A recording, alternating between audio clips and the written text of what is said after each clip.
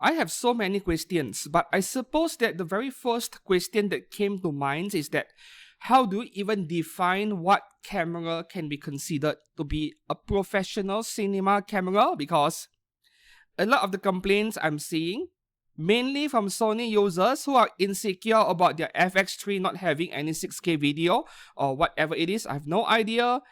They are all shouting out loud on the internet. The Canon C50 is not professional. The Nikon ZR is not professional cinema camera. And their reasonings for it is kind of, I'm not sure, man. I'm not sure if those are valid reasons to be considered whether it defines a camera to be professional cinema camera or not. So the question I have for you guys, what do you think constitutes of a professional cinema camera? I am really serious about this question because I am not a filmmaker, I am not a cinematographer, I am mainly a photographer, and I am a content creator. So hi, my name is Steven. I review products on another different YouTube channel. I film a lot of product stuff. So I don't exactly make movies, short films that tell stories, but this camera Nikon ZR caught my attention because of a number of features on it that may improve my workflow, get things done faster, and most importantly, it is $2,200. Yeah, that is including the US tariff, of course. So for everyone else, could be as low as $2,000. In my country, currently, the official price is $2,300 equivalent. We have taxes, right? So $2,300 is still a low price, but I'm going to wait for it. I'm going to wait at least a year. Wait for the price to drop a little bit before I purchase one. But before that, I want to go back to the question, how do you define a professional cinema camera? Because is it defined by how many quarter 20 ports or screw holes you have on the camera? Because if there is space for a number of quarter 20 holes on the camera, I would rather have that space being utilized for more buttons, more customizable buttons. So I always cage all of my cameras, no matter what camera I'm using. Nikon D850 DSLR, I put a cage on it. My Nikon Z8 over here, I put a cage on it. And the only camera I'm not putting a cage on is my Nikon ZF because that would ruin the aesthetic of the camera. And back then, when you saw my reviews on the Canon R8 as well as the Nikon Z30, for example, Nikon Z6, the original Z6, every single camera I caged all of them because it is not just about mounting points but also to protect the camera in some way, because I've seen so many people damage their camera, especially the bottom corners on any side. They get a cracked body and so on because they banged the camera against a hard surface by accident. All these things could be prevented if you cage your camera. It is not just for mounting stuff. So regardless of whether I purchase a Sony FX3 or a Nikon ZR, I will be putting it in a cage. So the mounting points on the camera body is not really a concern to me.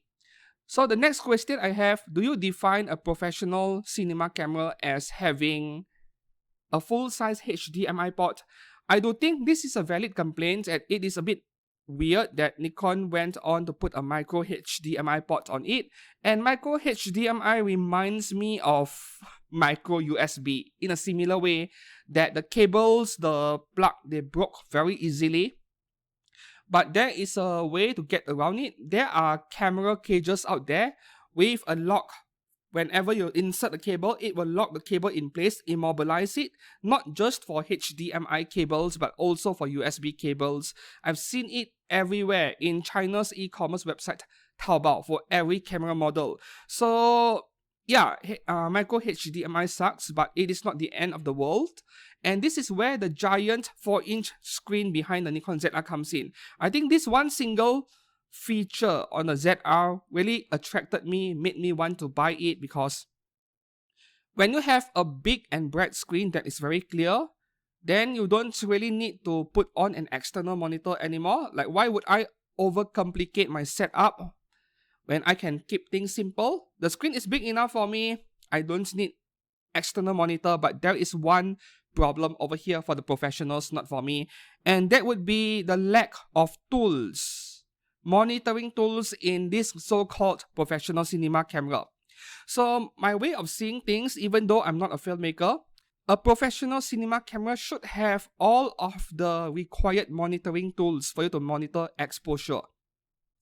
So while this Nikon ZR has histograms and waveforms and so on, there are two things that is actually lacking, which fortunately can be addressed in future firmware updates, and that would be false color and anamorphic discrete, right?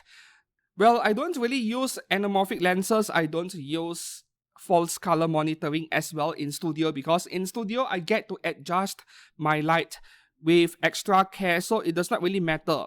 All these monitoring tools, I don't use it that much.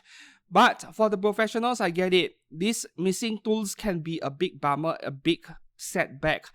So if Nikon adds all of these missing monitoring tools into the camera via a firmware update, then indirectly you don't really need to use the micro HDMI port at all. I would say that this camera can still be saved in a way, even though it has a limitation in the form of a micro HDMI port.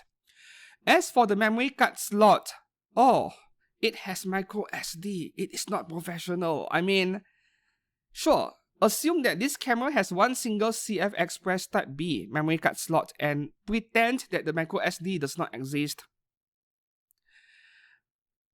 Wait a second.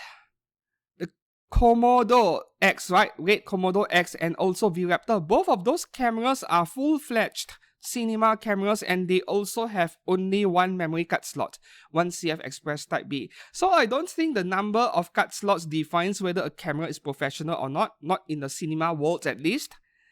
I'm actually not sure whether it is Nikon's marketing team setting the wrong expectations by comparing the ZR to the FX3, but in my opinion they are comparable, or whether it is just a bunch of insecure Sony boys on the internet with their tendencies to compare everything and anything to Sony, because they also went nuts over the Canon C50, screaming that but it does not have IBs. So it feels like the Sony users are always trying to very hard to discredit every other product by other brands just to justify their life choices. They are behaving not too different from Apple iPhone users. Yeah, so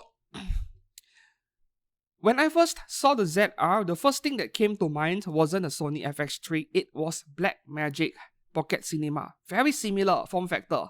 Huge screen behind, not many buttons and so on. Yeah, so BMPCC was the first thing that came to mind when I saw the ZR, and subjectively speaking, the BMPCC is one ugly camera.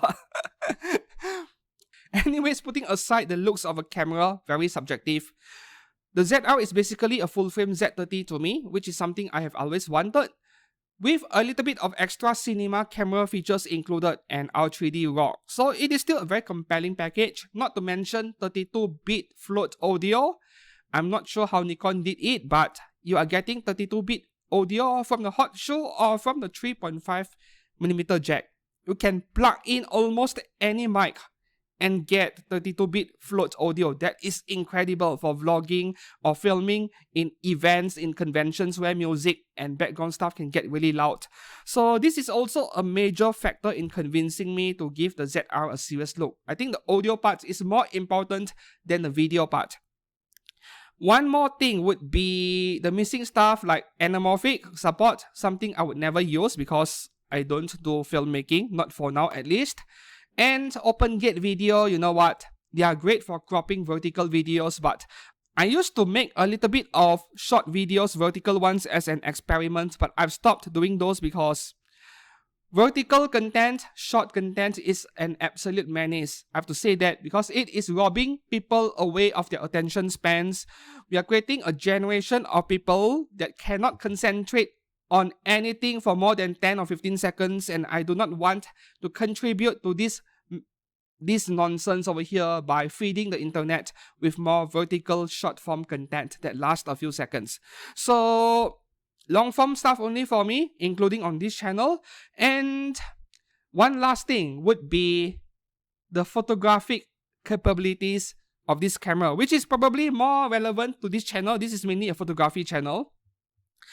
I personally see this ZR as a viable option for street photographers, even though there is no EVF.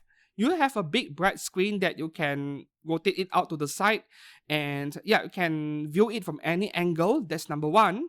Number two is that the lack of mechanical shutter is not as big of a deal as you think, specifically with the ZR, not in other cameras out there that has a slower reading sensor, because the sensor in the ZR is a partially stacked sensor, which means you are getting a little bit less rolling shutter than usual. And if you look at the numbers in photons to photos, right, on dynamic range and so on, with the Z6 Mark III specifically, regardless of whether you are shooting with mechanical shutter or electronic shutter, your ISO performance, your dynamic range numbers, they are exactly the same. So you are not gaining anything from shooting mechanical, which is why no mechanical shutter on the ZR is actually okay. The only negative is that if you want to shoot flash, then flash sync becomes a problem. So what I'm trying to say over here is that as long your kind of photography does not involve using flashes, which can be landscape photography on a tripod, can be documentary or travel photography, can be street photography, as long your kind of photography does not involve blasting a flash into people's faces, the ZR is also a viable option for photographers, so don't overlook it. So these are my thoughts on the brand new Nikon ZR. What are your thoughts? Are you planning on buying one? Are you interested in one? I would love to hear your thoughts down in the comments below, and until then, if you found this video enlightening, I suppose, then give this video a like and subscribe to this channel for more content like this. My only regret was not getting this video out sooner, because I have a full-time day job. I'm doing this as a hobby. This channel is a hobby of mine, and that means sometimes life gets in the way. I had extra shift to cover last week, on a week full of camera gear announcements, and I couldn't get any video out at all. Yeah. Anyways, thanks a lot for watching, and I'll see you soon. Goodbye.